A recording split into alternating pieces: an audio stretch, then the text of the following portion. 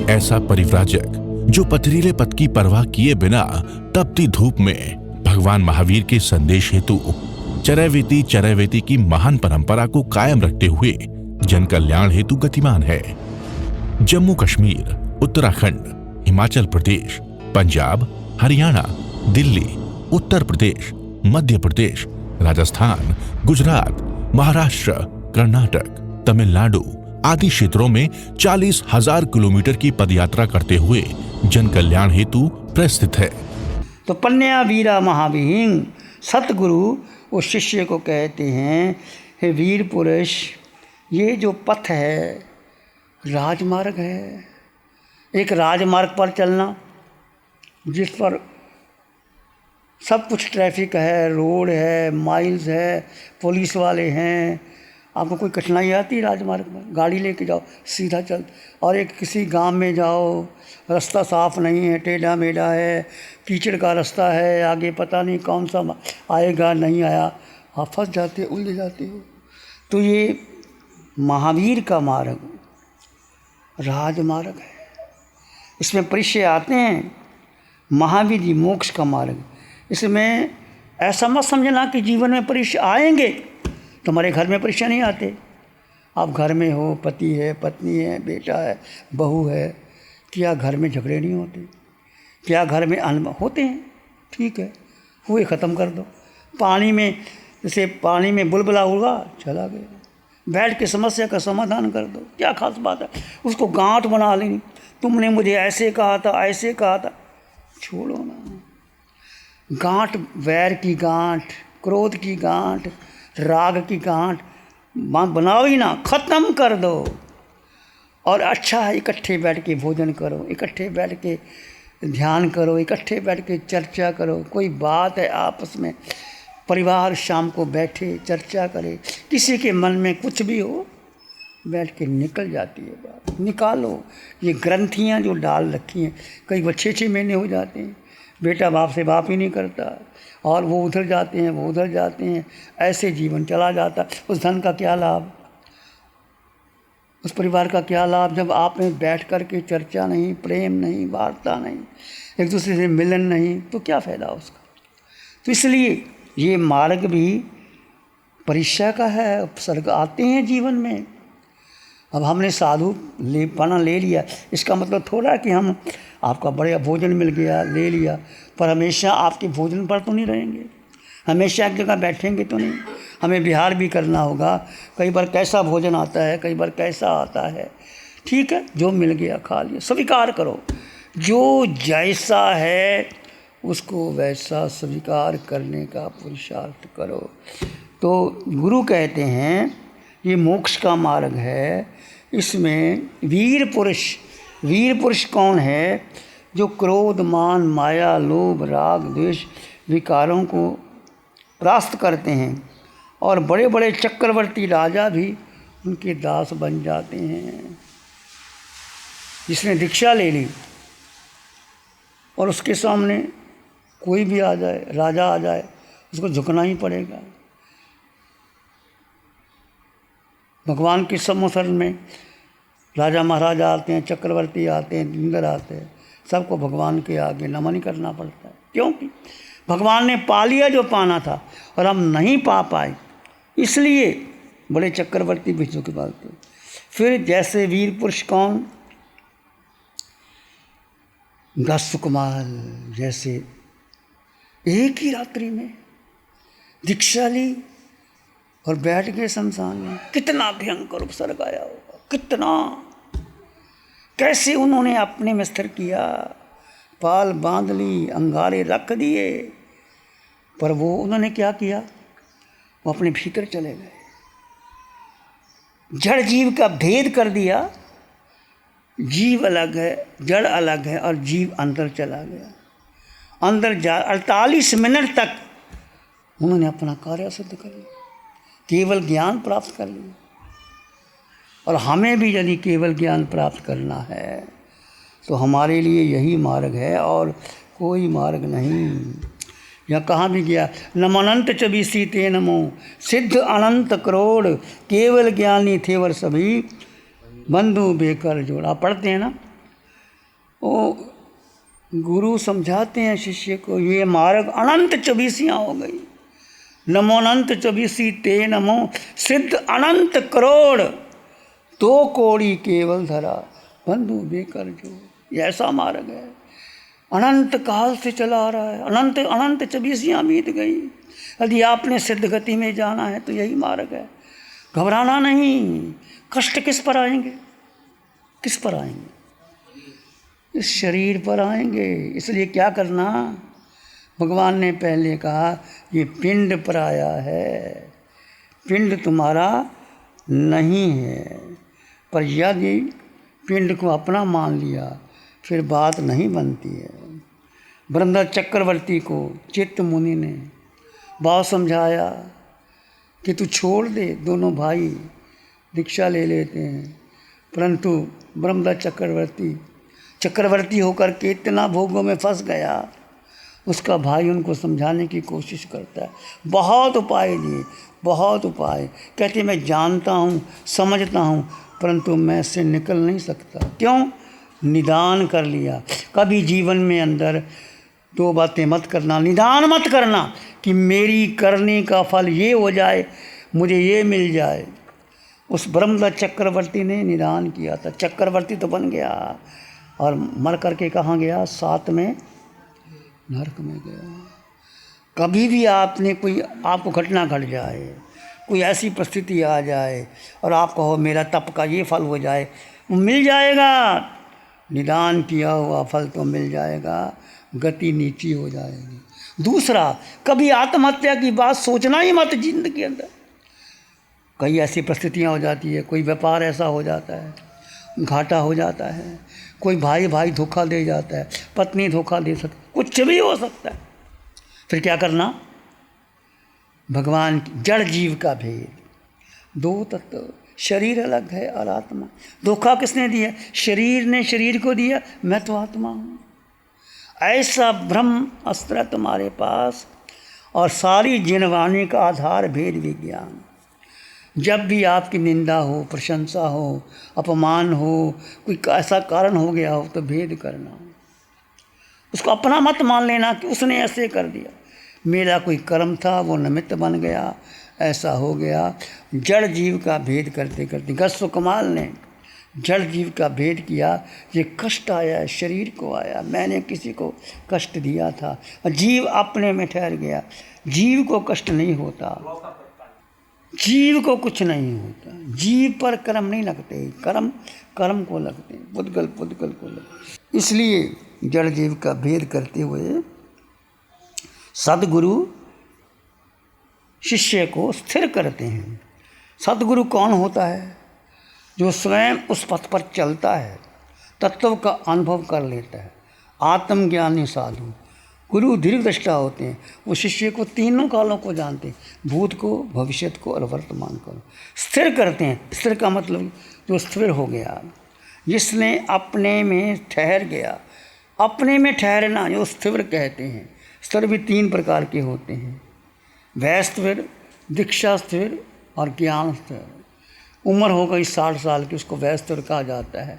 दीक्षा हो गई 50-60 साल की, दीक्षा स्थिर। और ज्ञान स्थिर जिन्होंने ज्ञान को, आचारांग को और सूत्रों का जो स्वाध्याय कर लिया है, वो उत्तम है। सबसे उत्तम कौन है? ज्ञान स्थिर। कि शायद यदि आपके मन में क्रोध आ गया, किसी ने कुछ कह दिया, तो क्या करना? क्या करते हो आप जब आपको बहुत गुस्सा आता है? तो क्या करते हो? ऐसा क्या करते हो? फिर क्या करते हो जब गुस्सा आता है? क्या होता है? गुस्सा आता है तो करते क्या हो? फिर क्या करना? भगवान ने कहा गुस्सा आया तो शांत हो जाना, मौन हो जाना। गुस्सा आया तो क्या करना? मौन। कितना बोलेगा, कितना झगड़ा करेगा, क्या कर लेगा, तो मौन ही हो जाओ। कितना कुछ चिल्लाओ, चीखो, कुछ भी करो, तो मौन। सबसे आसान मार्ग है, गुस्सा आए तो क्या करना? मौन हो जाना, शांत हो जाना। इससे आपकी साधना बढ़ेगी, और यही राजमार्ग है। सभी वीर पुरुष इस मार्ग, जिन शासन का मार्ग राजमार्ग है और सभी इस मार्ग पर चलते हैं, शीघ्रगामी मुक्त। दूसरा, यदि आपको गुस्सा आता, सोहम की साधना, जो 20 मिनट का ध्यान, ये सोहम आपके जीवन में झलके। सोहम वो मैं ही हूँ, जो गुस्सा जो कर रहा है मेरे साथ, जब मैं कर रहा वो मैं हूँ, सिद्ध भगवान मैं हूँ, वो पुरुष मैं हूँ, वो देवों में मैं हूँ। सोहम सोहम सोहम, साधना करते करते शांत हो जाओ। 20 मिनट 25 मिनट में क्या होगा, आपका गुस्सा शांत हो जाएगा। प्रयास करना, जीवन में घटनाएं तो घटती हैं, गुस्सा आ गया तो मौन हो जाना और सोहम का ध्यान कर लेना। सोहम के ध्यान का मतलब क्या होता है, जिसने अपने अस्तित्व को जान लिया, सिद्धों के अस्तित्व को जान लिया, तो अपने अस्तित्व को जान लिया, जीव अजीव का भेद कर लिया, और यही राजमार्ग है। और जीव और जीव के बीच में भी क्या है, कर्म, जो कर्म है हमारे बीच आते हैं, वही है हमें घुमाते हैं। कर्म क्या है, पुद्गल, जीव शुद्ध है, कर्म पुद्गल है, और पुद्गल पुद्गल पर आते हैं, उसको आकर्षित करते हैं, परिणाम का निमित्त बनते हैं। महर्षि व्यास ने 18 पुराण लिखे, कहते हैं अष्टादश पुराणेषु व्यासस्य वचनद्वयम् परोपकाराय पुण्याय पापाय परपीडनम्। 18 पुराण का सार क्या बताया, 2 बातें। 18 पुराण, परोपकाराय पुण्याय पापाय परपीडनम्। किसी का उपकार करते हो तो पुण्य होता है, और किसी को दुख देते हो तो पाप होता है। उन्होंने सारे 18 पुराणों की चर्चा क्या की, पुण्य और पाप की चर्चा की, आगे नहीं बढ़े। जिन मार्ग, ये राजमार्ग, महावीर का मार्ग, भगवान सिमंदर स्वामी का मार्ग, पुण्य पाप की चर्चा ही नहीं करते। पुण्य मोक्ष देवलोक चले जाएगा, पाप नीचे ले जाएगा, ना पुण्य ना पाप। क्या करना, संभर निर्जरा और मोक्ष। जो कर्म आपने बांधे हैं उसको काटना है। जो आश्रव शर्म आते हैं 9 तत्व में, आश्रव संबर बंध निर्जरा और मोक्ष। आश्रव का रोको, संबर में आओ, निर्जरा करो कर्मों की, और मोक्ष प्राप्त करो। ये ध्यान का मार्ग सर्वोच्च मार्ग है, निर्जरा का मार्ग है, पुण्य पाप का मार्ग नहीं। सभी धर्म पुण्य की बात करते हैं, 18 पुराण पुण्य और पाप की। भगवान की वाणी कहती है, ना पुण्य भी बेड़ी है और पाप भी बेड़ी है। सोने की बेड़ी है, चांदी की बेड़ी है, लोहे की बेड़ी, बेड़ी बेड़ी है, बांधोगे तो आपको काटेगी या आपको बांधेगी। इसलिए क्या करना, ना पुण्य ना पाप, निर्जरा। जीवन में जो जो कर्म मैंने कारमान शरीर पर बांधे हैं, उसको निर्जरा करने के लिए मौन, ध्यान, एकांत, सोहम की साधना, 2 घंटे मौन रहो, जड़ जीव का भेद करो।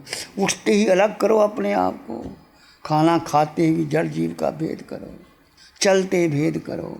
और इस पिंड को, और क्या करना, एक बात तो मैंने बता दी, दूसरी आप बताओ। जड़ जीव का भेद बताया, आपको कई बार बताया चुका हूँ। हाँ, पिंड पराया है, ये पिंड मेरा नहीं है।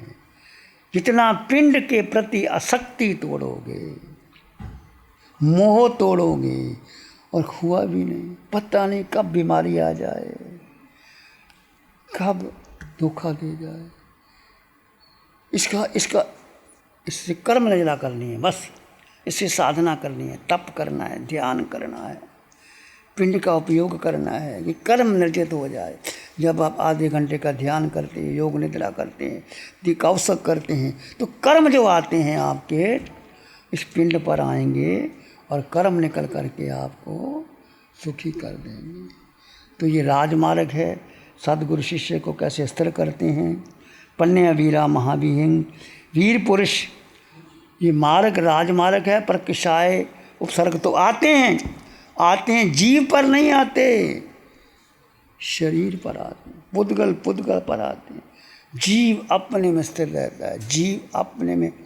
तो एकदम आपको लंबे समय पर स्थिर नहीं होगे, विचार करो, एकांत में बैठो, आधा घंटा जीव को जीव में स्थिर करने का प्रयास करो। कितना समय ठहरा? आधा मिनट, 50 सेकंड, 25 सेकंड, फिर प्रयास करो 1 मिनट, 2 मिनट। जीव जीव में ठहरने का मतलब बस केवल आत्मा, केवल जीव, कोई विचार नहीं, कोई संस्कार नहीं, ना भूत, ना भविष्य, ना मेरा शरीर, सब छोड़ दो, अलग कर दो, अपने में स्थिर। कब होगा? जब विचारों की भीड़ शांत होगी, जब संपर्क कम करोगे और अपने में रहने का पुरुषार्थ करोगे। मौन रहो, अपने भीतर रहो, अपने को जानो, अपने को पहचानो। एक ही तत्व, जानने योग्य, ग्रहण करने योग्य। मैं जीवात्मा, मेरा घर सिद्धालय और कुछ नहीं। ये पिंड जो मिला है मेरा नहीं। तुम्हारा क्या है? बोलो, क्या है आपका? जब पिंड तुम्हारा नहीं, फिर क्या है? आपका क्या है? घर तुम्हारा है, माता पिता तुम्हारे हैं, बेटा तुम्हारा है, हीरे जवाहरात तुम्हारे हैं, गाड़ी बंगला तुम्हारा है। बोलो बोलो, नहीं है ना? कोई ले जाए फिर।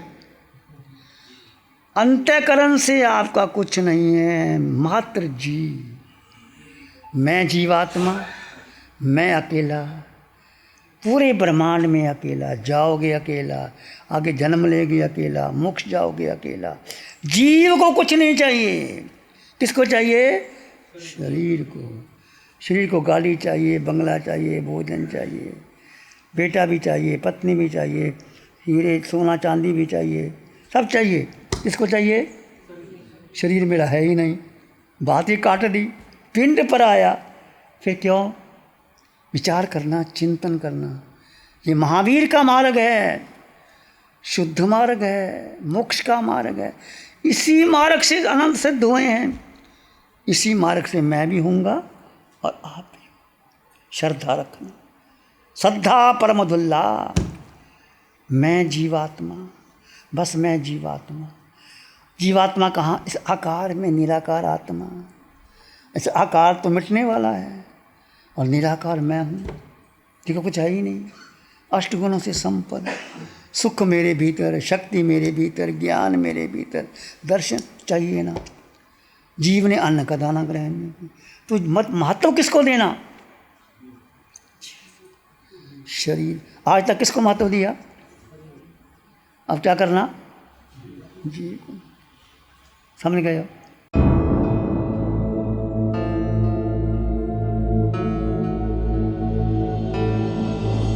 नमो अरिहंतानंद, नमो सिद्धानंद, नमो आयर्यानंद, नमो वज्रायनंद, नमो लोय सब सहु। श्री चत्तारी मंगलम, अरहंता मंगलम, सिद्धा मंगलम, साहु मंगलम, केवली पानत्तो धम्मो मंगलम।